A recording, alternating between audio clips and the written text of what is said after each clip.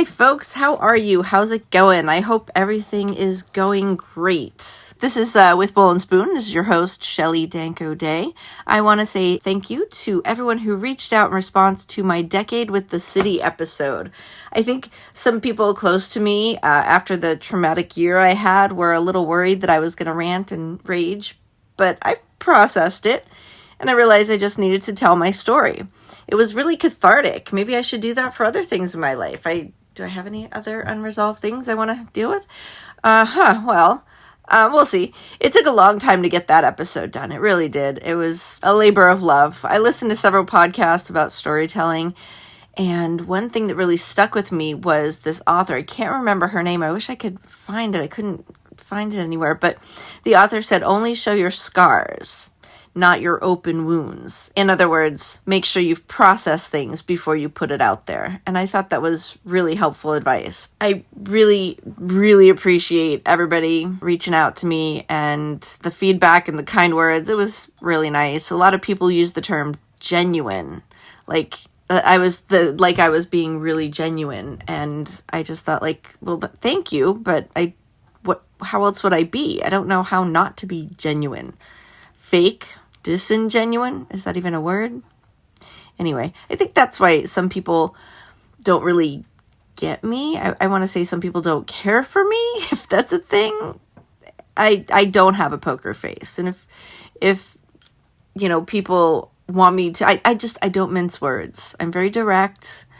I'm very open about my thoughts and feelings. And, if you're going through something and you want someone who's going to be honest, I'm here. No problem. Today we're going to hear my interview with Lou, the Pittsburgh Pie Guy. If you've been to Bloomfield Saturday Market or the Squirrel Hill Market, you've seen him. And even if he wasn't there, you see his face because it's part of his logo. We had a nice chat over at the Pittsburgh Theological Seminary where his kitchen is. So you hear all about that. And, you'll hear some rain in the background because it was storming while we were recording, so that was fun. But he's a really cool guy, and I hope you enjoy this episode. And maybe you'll want to buy some pies. All right, here you go.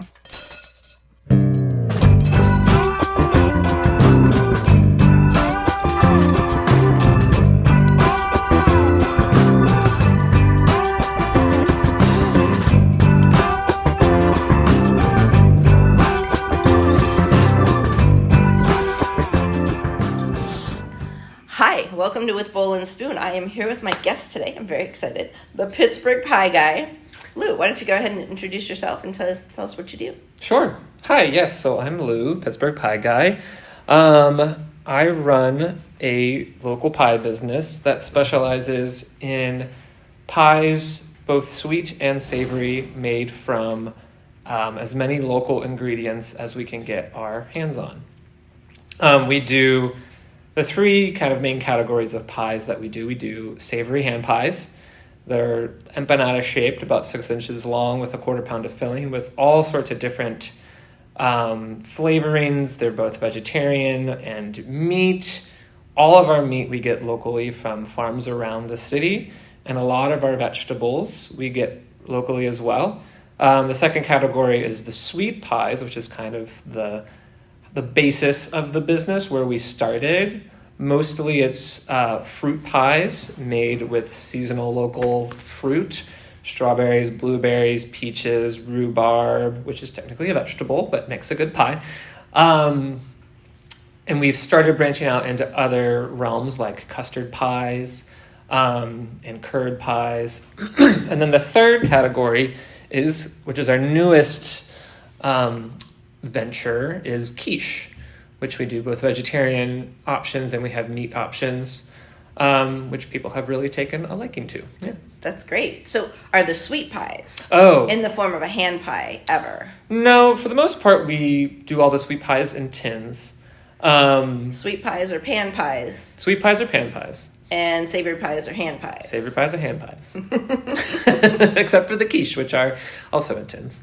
That'd be a really hard hand pie to make. So how did you get started how long have you been doing pies? How long have you been the Pittsburgh Pie Guy? Kind of a trick question. So I started the business with a friend in 2012, but have only been doing the business for 5 years altogether. He and I started the business a year out of college. We went to Duquesne together and ran it for 2 farmers market seasons until the end of 2014, at which point he decided to leave the business, and I decided I wasn't ready to run it on my own. So I took an 8-year hiatus, which I filled with many bicycle wanderings throughout the world, as well as I became a raft guide out in Georgia. I taught skiing in Montana at Big Sky. In between all of those adventures, I worked in various bakeries and restaurants here in town. That's awesome. Yeah. So your wanderings, that's awesome, because this podcast is primarily about food, and that's a good introduction because everyone eats, so yes. Food. But getting involved in the nature and sustainability and all of that. So did you like leave here on your bicycle, or did you take your bike in a car? Kind of both. I left here on 2 of my trips. I bicycled down to North Carolina with a friend from here, and I also did a trip where I did a big loop around Pennsylvania and then passed through here again and did another big loop around Lake Erie into Canada and back. Oh, wow. But on a couple of the trips, I took my bike on a plane to Europe, where I bicycled from Istanbul to Munich. I've also taken my bike on a train from here to San Francisco and rode my bicycle back via Key West. Wow. Yeah. Not a direct route. Yeah. Were any boats involved in that? Did we take a ferry on that trip? No, there was one bus involved because I was with a friend and we got waylaid in New Orleans for longer As than... one does. As one does. So he had to catch a flight out of Fort Lauderdale, and we ended up not having enough time to bicycle the Gulf Coast. So. Well, that's wild. We've been to Florida a bunch. We've camped around Florida, like car camped. Yes. But to cycle that, so you take all your gear with you to camp and stuff, all your... Yep. I had about 40 pounds of luggage, split between 4 bags, 2 in the front wheel, 1 in the back, 2 in the back, 2 in the front, 2 in the back. I mean, I could get 40 pounds of food at a farmer's market on a Saturday. That's nothing. Nah. I mean, you gotta pack smart. You could really put a lot more weight on your bike than that, but you don't need to. I had a little backpacking tent, a sleeping bag, little pocket rocket camp stove, little cook pot. Yeah, that's great. A few changes of clothes. I may have had ambitions towards that years ago, but not anymore. I couldn't imagine scaling it down that much. It's so admirable. That's really great. It was fun. It's not the most comfortable way to travel, but it is a very liberating way to travel. Yeah, I can imagine. Not only, well, you're not self-sufficient in that you need to stop and get food everywhere you go, but you don't have to rely on any like bus or train or whatever plane schedules. You also are free to go really wherever your bike can go, and that's not even limited to roads.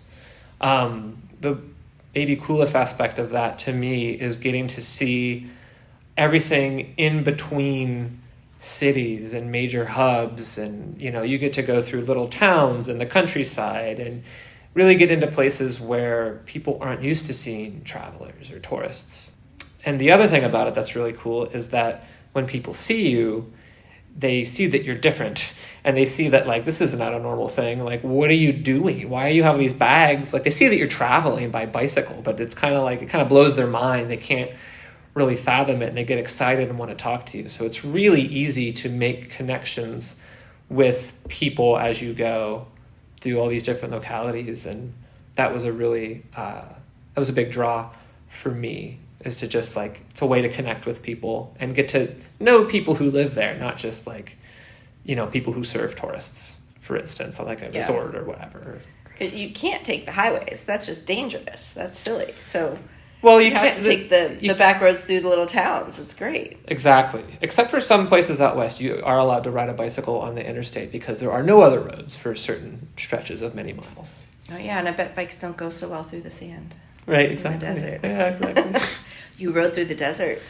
Yes, through the Southwest. Nearly got sunstroke or some other, whatever the other two different types of sun illnesses are. What's hypothermia? Because there's one that's cold and one that's hot. Yeah, there's like sunstroke and heat stroke, and I forget the other different ones. But yeah, there was one moment 20 miles west of El Paso. We were riding east through New Mexico, and there's no shade. There's no clouds. There's no trees. It's just you and the sun and the sand and the road. The road. It's pretty brutal. Yeah. What happened? I had to lie down in the sand for half an hour before continuing. That's good. You didn't have to be rescued or anything. That's wow. Luckily not. Yeah. That's bonkers. Yeah, at one point we erected our tent to get some shade, but it was like 20 degrees hotter inside the tent than outside the tent, so it came at a cost. Yeah. Wow. So while you're on this 8-year bike trip around the country... That was a 9-month trip. Yeah, it was a part of a series of bicycle trips. Yeah. So, did you happen upon pies that you're like, file that away? I did. On one of my bicycle trips, I went into a pie shop. I forget the name of the town. It's near Jamestown, New York. It was actually in one of what's his name? The WQED guy. Rick Seaback. It was in one of his pie documentaries. I stopped there and chatted with them and got to see how they make their pies, and that was pretty fun. Yeah. Cool. Yeah, he's been on my podcast. Oh, nice. Yeah, just a couple weeks ago. So that's awesome. So did you learn about any pies that they do specifically there and bring that back for your business? I wouldn't say that necessarily, but I did get to see how they had scaled up their pie business, which was pretty cool. And it was nice to see someone who was just doing pies. Like I have a pretty niche business concept. A lot of other bakeries make more than just bread or more than just croissants or whatever. All we make are pies. But not a lot of other bakeries are making a significant quantity of pies. So it's, I think, a niche that actually kind of works.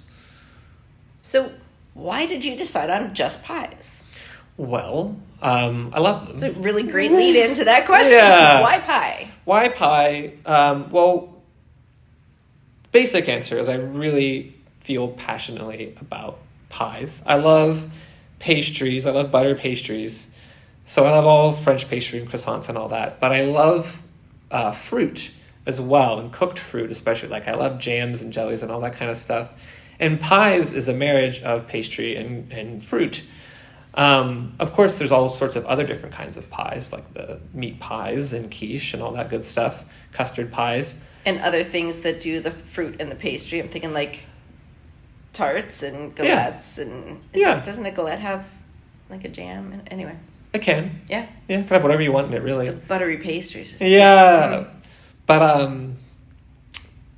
the more specific answer to that question is when I was in college, I had a friend who was also, very interested in food, who showed me a recipe from a book he had gotten from the library for an all-butter pie crust that was so very hyper-specific that it was a 26-step recipe. Now, pie crust is it's a seemingly simple recipe. There's only 3 main ingredients: flour, butter, and water, and a little bit of salt and a little bit of sugar. But the technique it's a very fussy recipe. So even though it's simple in that it doesn't have many ingredients, there's a lot of ways in which the making of it can go wrong. The butter's not cold enough. You add too much water. You stir it too vigorously. Any of those can turn it into something that should be flaky, tender, and crispy into something that's tough or chewy or, not what you think of as pie crust. So anyway, I saw this recipe, got excited because I had actually at that point in my life never made homemade pie crust. I had made some pies with store-bought pie crust, as most people do, and followed the recipe to the letter. And what came out was just the most delicious pie I had ever had in my life. And that kind of got me hooked. And for the next 2 years, I became fairly obsessed and would make at least one 10-inch pie per week for birthday parties, gifts for friends, dinner parties I hosted, you name it. Any excuse I had to make a pie, or even sometimes I didn't have an excuse, I just would make a pie. Until eventually enough of my friends said, hey, these are so good, you should sell them. That I just heeded that advice, and with a friend who I cooked with a lot at the time, we opened a pie shop, a mobile pie shop. We had just graduated college. We both had ambitions to go to graduate school, but didn't want to borrow money to reach that goal. Neither of us got the scholarships we wanted or the funding or whatever to do that. So our backup plan that we had discussed for a few months, had been discussing for a few months, was to open a food business together because that was our biggest passion. But what were your majors in college? I'm just curious. We both studied philosophy, and then he also studied English, and I also studied economics and German. So not food, science or chemistry, because No. baking is very science based. Yeah, no, totally. And so, but nothing. It just was the passion and the art, perhaps. Yeah. Okay. So we both thought of how can we start a food business without borrowing any money?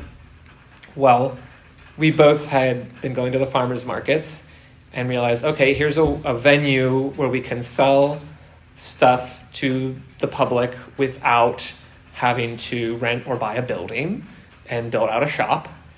And then we looked into how can we rent a kitchen, and there were some possibilities. At that, there are more now, and there's more of a demand for it now, but this was 2012, and there were some different church kitchens and other places where you could do that. And then we thought, well, what can we make where we wouldn't need any big pieces of equipment, like where we wouldn't need to bring a grill or have lots of coolers or keep things hot or cold. So we decided on fruit pies. One, because I had been making them and gotten quite good at it, and two, because they're shelf stable. So we could bring them to the farmer's market just in boxes as they are without having to keep them cold or hot or whatever. So that is how the pie business was born, out of this problem solving of how can we make food together and sell it in a very low investment way. Was your friend also interested in pies, or did they have another specialty? He was interested in pies, but the pies were definitely more of my passion. Our original idea was to open a small cafe together that had a weekly rotating menu where we could really just both explore creating dishes based on locally available ingredients. But obviously that would have taken more of a investment, so we settled for the pies just because it was cheaper and easier to do at the beginning. But especially after he no longer wanted to be part of the business and pursue his current career at the Carnegie Library, we had found such good success with just the pie concept that I had always, after I decided to step away as well at that time, I'd always wanted to come back to it because I knew that it worked. And I still was very interested in pie. That's great. Yeah. I love the pie story. Thank you. So where did you grow up? In Cranberry, north of town. Okay, so the suburbs. The suburbs, yes. So you weren't riding your bike up there. Oh, I as did. A kid. Oh, I did. It was not what you would call necessarily safe, but I did. Not that it's necessarily safer in the city in some places, but but it's just not friendly to walkers or bikers or anything like that. So. No, there are sidewalks are rare in Cranberry, and shoulders are pretty minimal, and the roads are hilly and windy. So, yeah, but I guess the idea of bicycle touring didn't daunt me because I was used to riding on sketchy roads to begin with. And when you ride across country, you certainly find yourself in sketchy situations.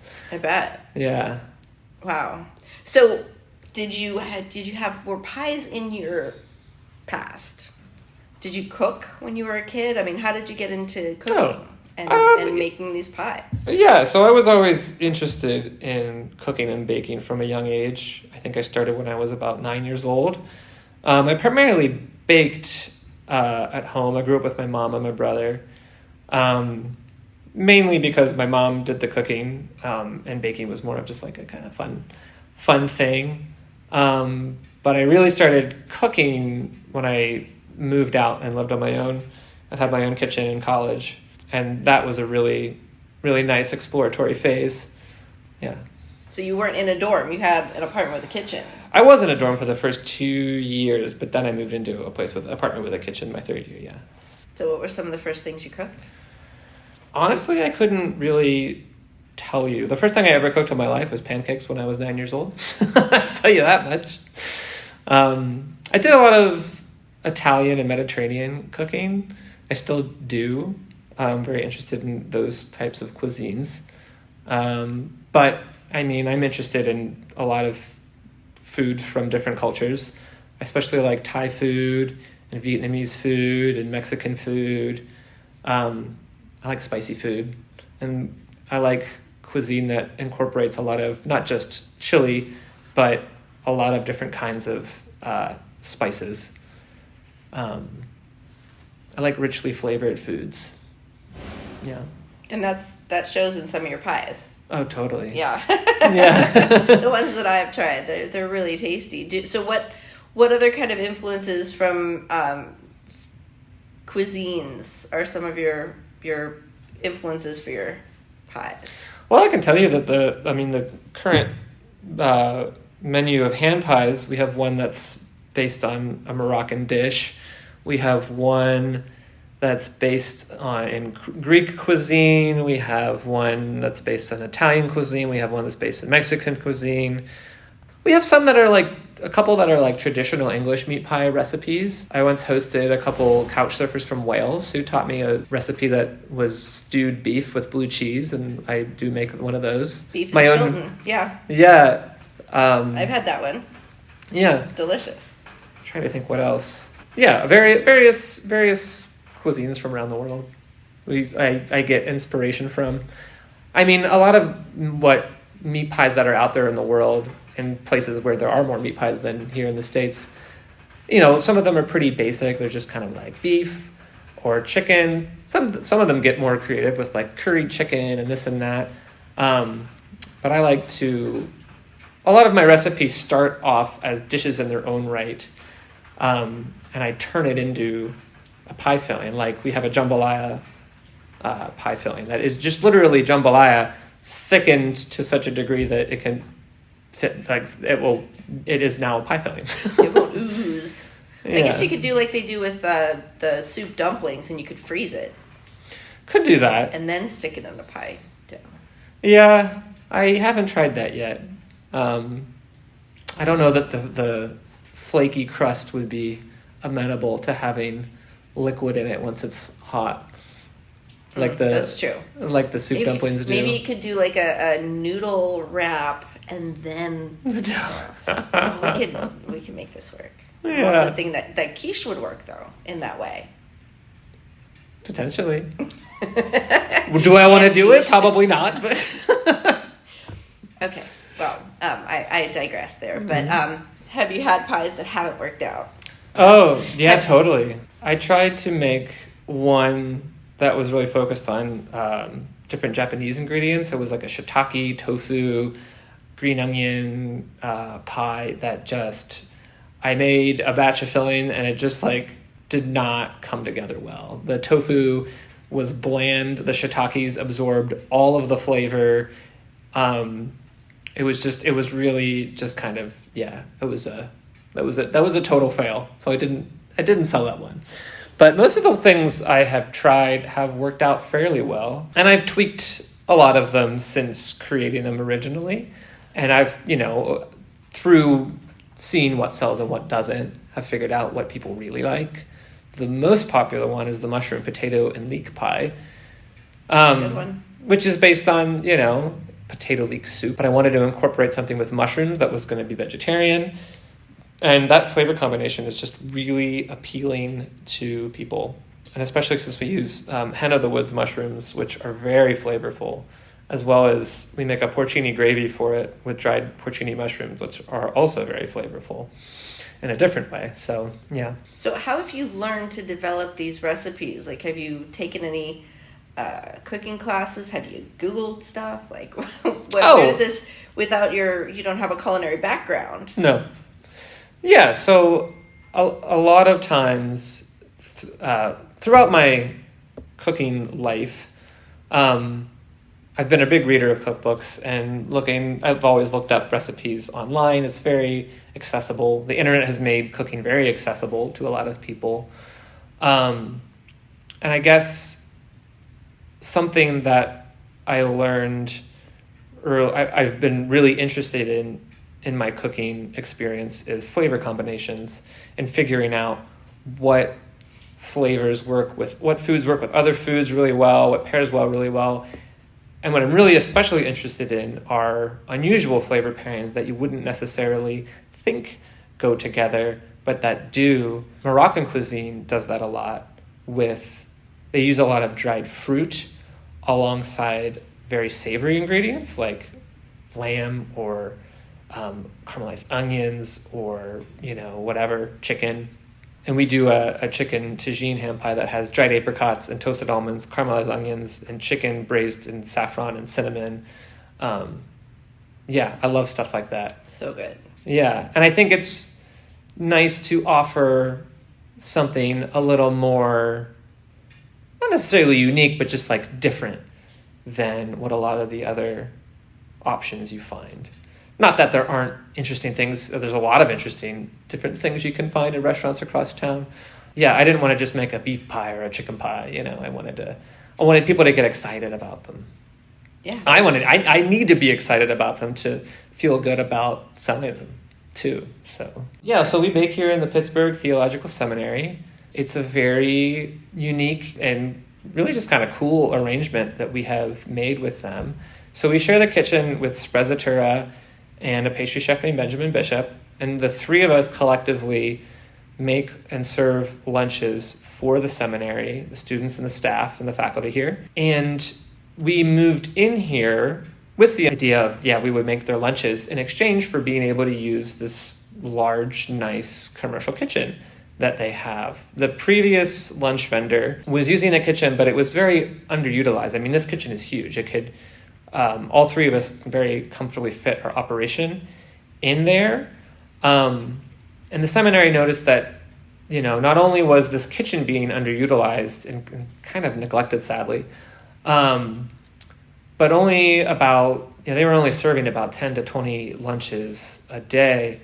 And so the school here did a self-study and learned that people wanted a change of what was available to eat, but they also wanted to cleave more to their mission of serving the community. And so they had been buying the services of kind of a more corporate, kind of industrial, like food service operation. And they wanted to find some local small business owners, some food makers here in town who needed kitchen space, who'd be willing to take on this lunch program and not only improve the lunch program, but then be able to, run their businesses out of here and help them flourish. That's great. So how many, faculty, staff, how many people do you normally serve lunches to in a day? It really greatly fluctuates. It could be as little as just a few to 50. And do you know ahead of time? Not necessarily. There are some days where we know there are going to be a lot of people around. And, that we have a better idea now when, different cohorts of students are going to be here, when they're not going to be here. Obviously, we know when the school is on break. Sometimes when the board of directors is here, there's one day where the school will pay for everybody's lunch. So obviously that's a big turnout.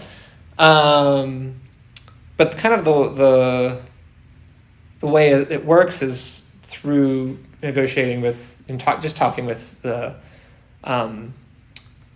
administration here. We kind of figured out a par of how many lunches we should make a day, based on how many people have been coming.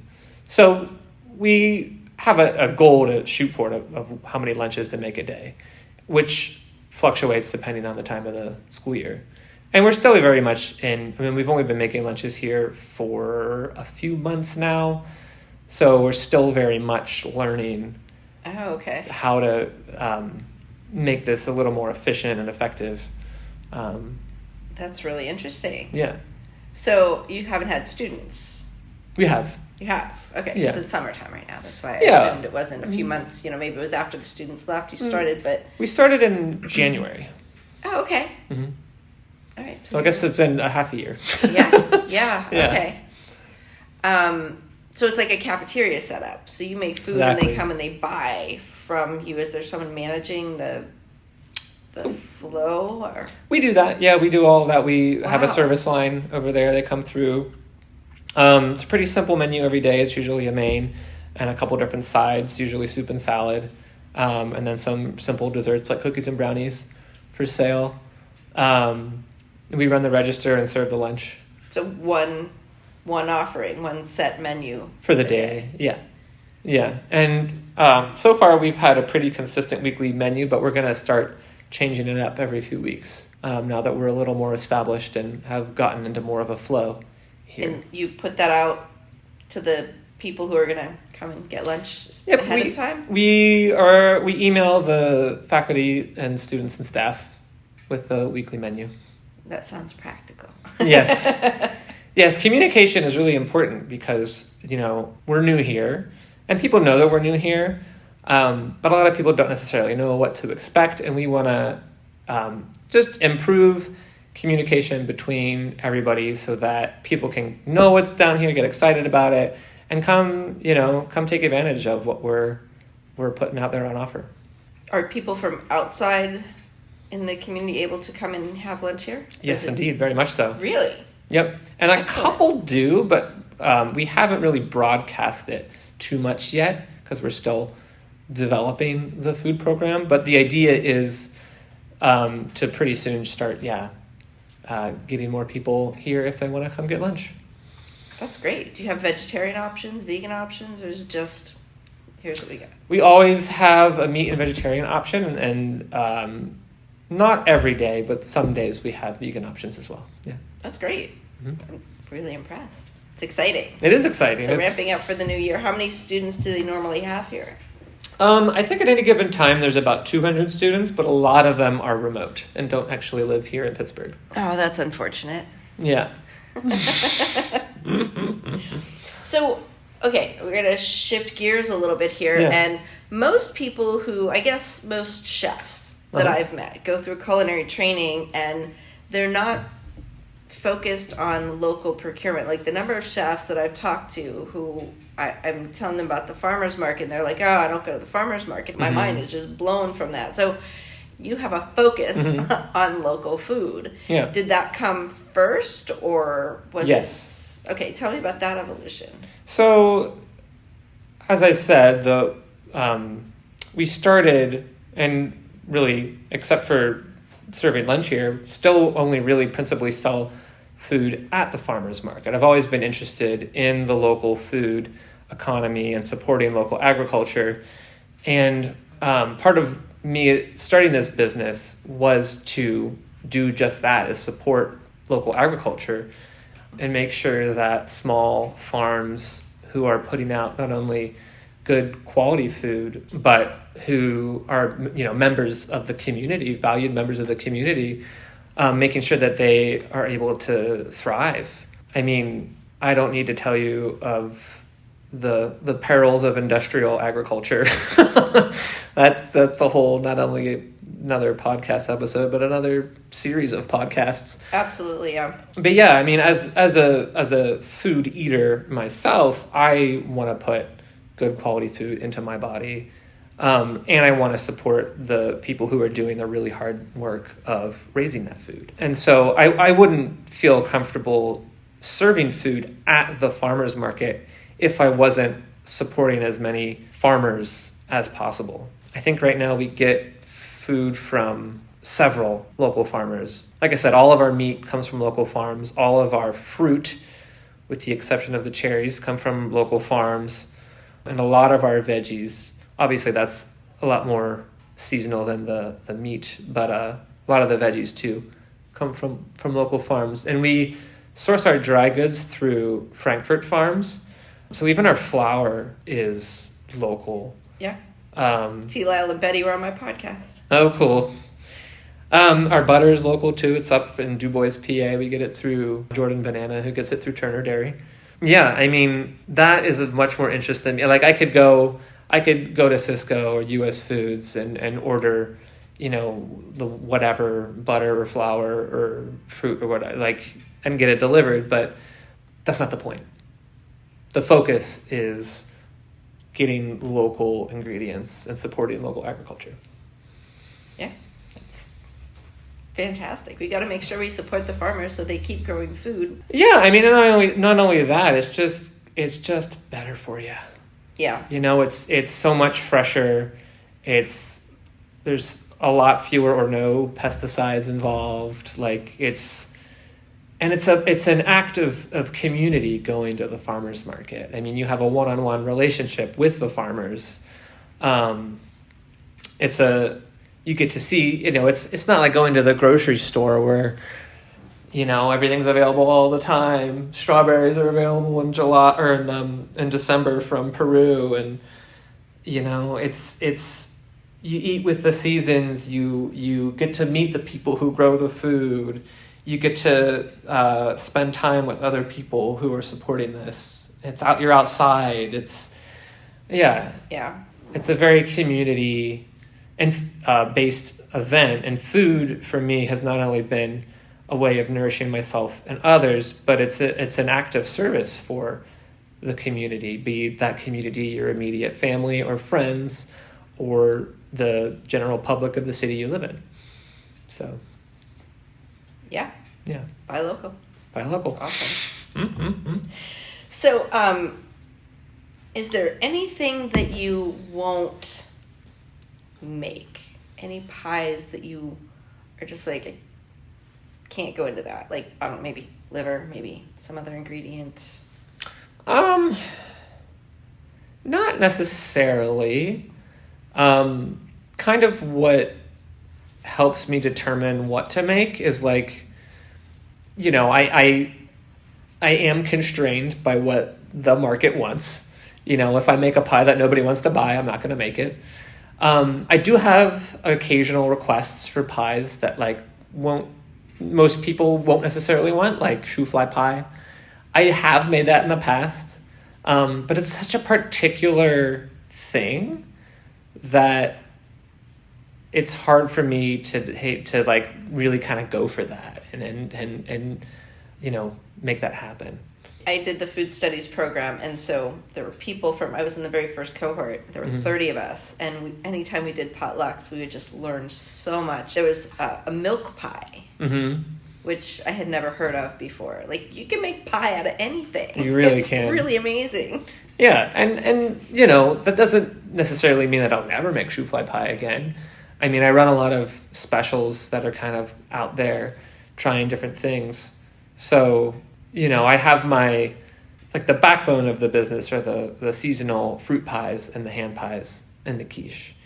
But that isn't to say that I won't, get creative or, look back into old recipe books to see what kind of strange, weird, different pies I could make.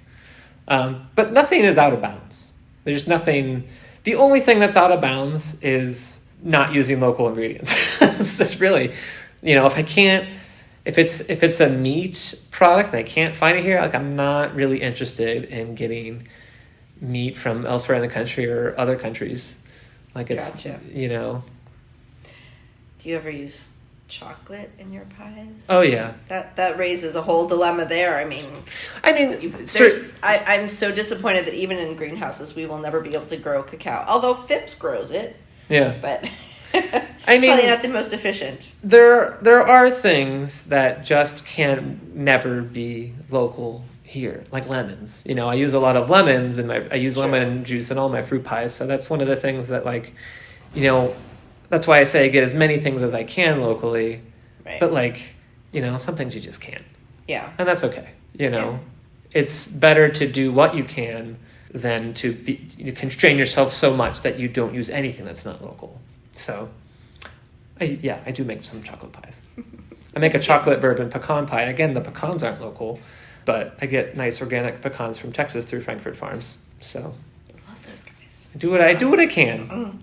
So are you open to suggestions if people have ideas for you? Oh, certainly. And maybe their grandma's pie or something. Yeah, and people have given me suggestions, and I've taken some of them up and made things out of them. You know, just I won't necessarily make something because someone suggests it to me, but I do like hearing suggestions. Yeah.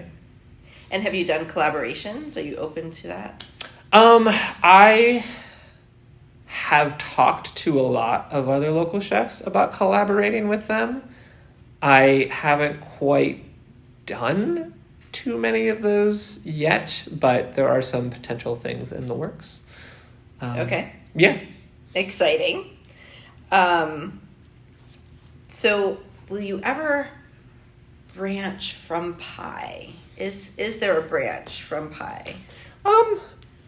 Maybe. It depends on whether I need or want to. I mean, right now we're still growing so much that we certainly don't need to. At some point, I would like to establish a brick and mortar bakery, and that might be a good time to branch out from more than just pie. I'm not sure exactly what that would be. I really want to learn how to make better croissants, so maybe it would be something like that. But I don't know. Well, just to be clear, I think fewer choices. Like, if you just make pie, I love that. I love going to a place where it's like A, B, maybe C. Mm-hmm. Those are your choices. It makes life so much easier. It does make life so much easier. Although I gotta say, I make so many different kinds of pie that people have a hard time making choices sometimes when they come to the farmer's market stand. Because there's some days where I have literally 20 different flavors between the different categories of pie. So. Yeah, well, that's on you. You got to figure that out. Yeah. I go kind of late. I end up at your booth kind of late, so some of them are sold out. So that makes it a lot easier for me. I do imagine when opening up a shop, I would also offer soup and salads, which would be a pretty easy, nice complementary thing to serve alongside pies. I think anything I would branch out into would be stuff that would complement the pies well. Yeah. So something that's not super dense or calorie rich or, full of butter or flour. Oh, I'm just thinking Leona's. Have you partnered with Leona's? I haven't, but I do know them. Yeah, we used to both work at Zeke's Coffee a long time ago, actually. Oh, wow, yeah. Well, they got their storefront down in Lawrenceville now, which is exciting. I didn't realize that. That is really exciting. They have a scoop shop. That's what it's called, scoop shop. Okay. And they got a window on Butler Street. It's fantastic. Cool. Very cool. Yeah. I have to go check it out. They're making, is it ube? The purple? Yep, that's ube. So good. Is there anything that I haven't asked you that you're like just dying to share with people about you? About your business, about whatever? Maybe something worth mentioning is a lot of people ask if I ever make vegan or gluten-free options. Currently, it's not something that is in the works. How I feel about it is I don't want to put something out there just because people want it.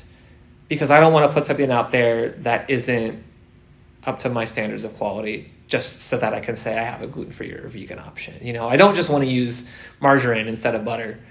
Just be like, hey, here's a vegan thing. So, I love that there are gluten-free bakeries and vegan bakeries and vegan restaurants that just specialize in that, because they do that so much better than I do or could, because my energy isn't, my attention isn't devoted to that. And I would much rather, have somebody whose focus is that, who does it better than me do that than offer something just because there are people who want it. Also, as far as I'm concerned, we could never have, because we use flour, we could never have, unless we had a separate kitchen, we could never have a certified flour, gluten-free operation. So the people who have celiacs would still never be able to eat whatever gluten-free stuff we make. Not that the only people who eat gluten-free stuff are celiac folks, but those are the people who need it the most.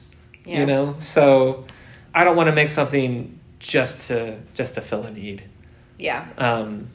So we specialize in butter and flour pies, and we try to do that as well as we can. And we are grateful. For sure. Yeah. And that isn't to say that at some point I won't ever expand into that.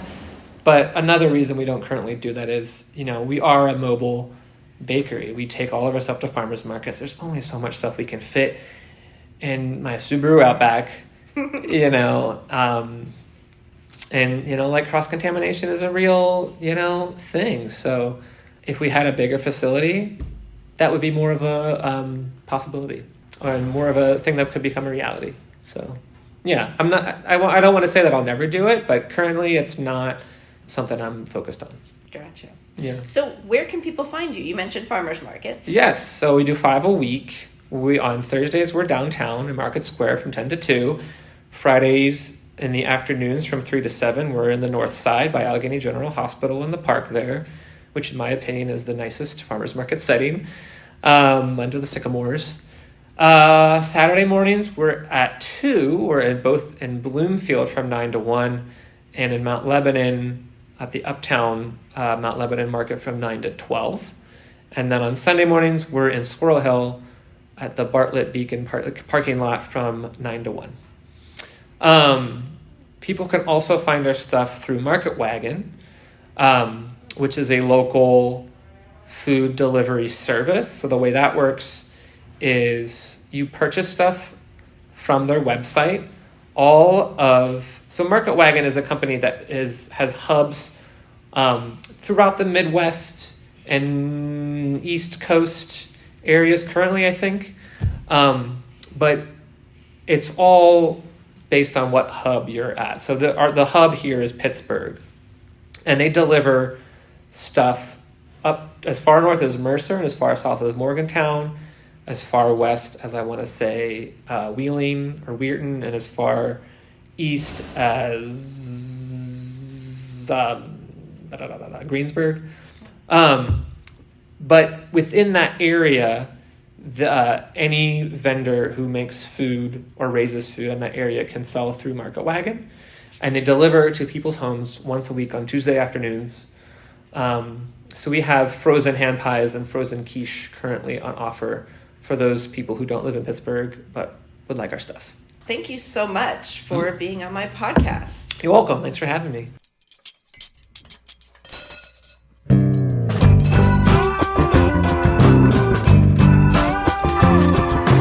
Everyone knows that food is cool. No secret.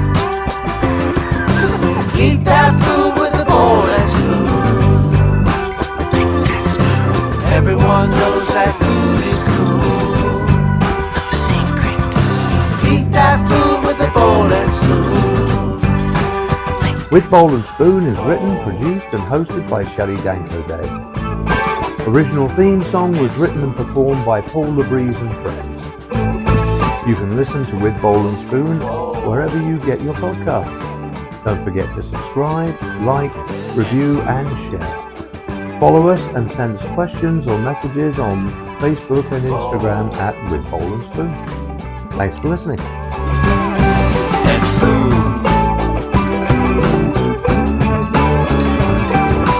Whoa.